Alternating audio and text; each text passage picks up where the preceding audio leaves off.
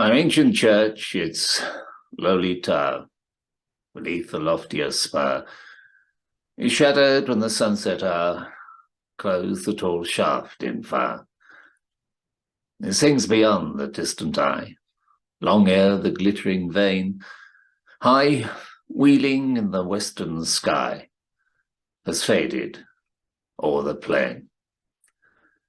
Like sentinel and nun, they keep their vigil on the green.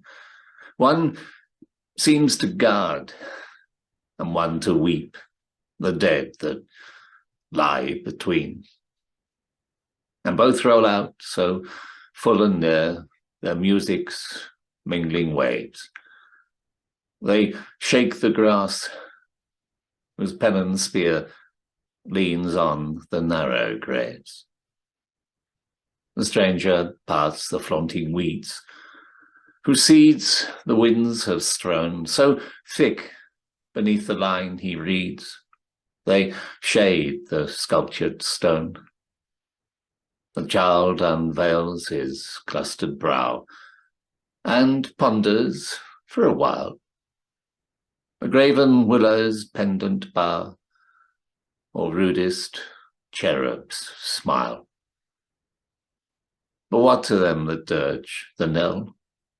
These were the mourners' share. The sullen clang whose heavy swell throbbed through the beating air.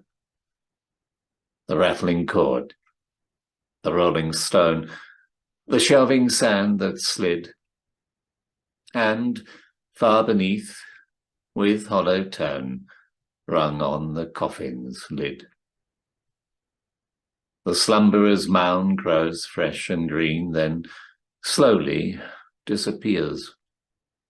The mosses creep, the grey stones lean, earth hides his date and years. But long before the once loved name is sunk or worn away, no lip the silent dust may claim that pressed the breathing clay. Go where the ancient pathway guides. See where our sires laid down their smiling babes, the cherished brides, the patriarchs of the town. Hast thou a tear for buried love?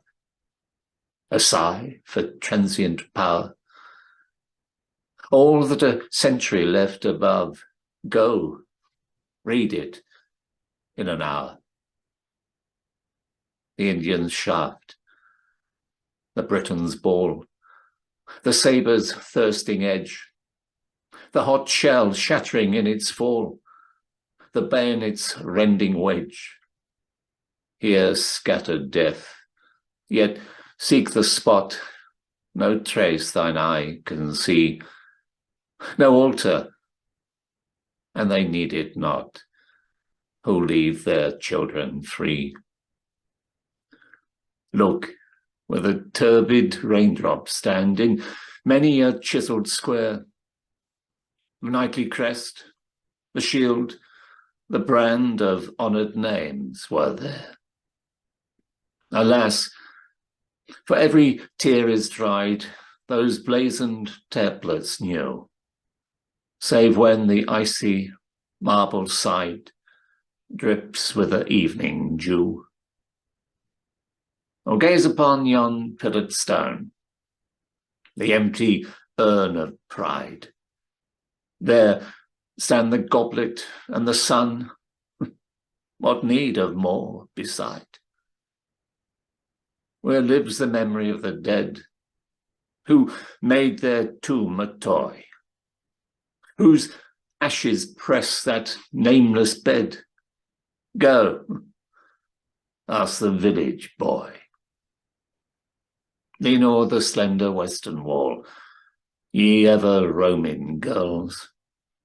The breath that bids the blossom fall may lift your floating curls, to sweep the simple lines that tell an exile's date and doom, and sigh for where his daughters dwell, they wreathe the stranger's tomb.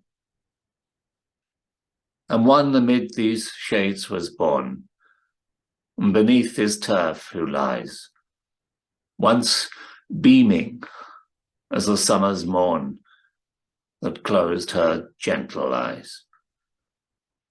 If sinless angels love as we, who stood thy grave beside, 3 seraph welcomes waited thee, the daughter, sister, bride.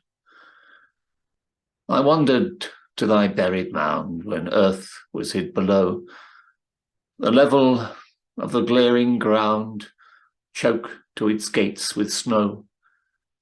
And when, with summer's flowery waves, the lake of verdure rolled, as if a sultan's white-robed slaves had scattered pearls and gold.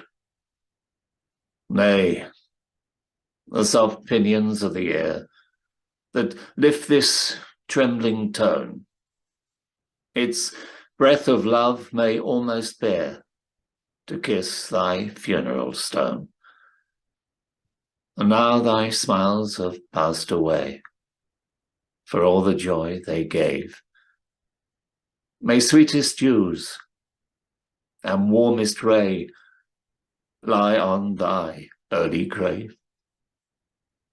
When damps beneath and storms above have bowed these fragile towers, still all the graves yon locust grove shall swing its orient flowers. And I would ask no mouldering bust if ere this humble line, which breathed a sigh or others' dust, might call a tear on mine.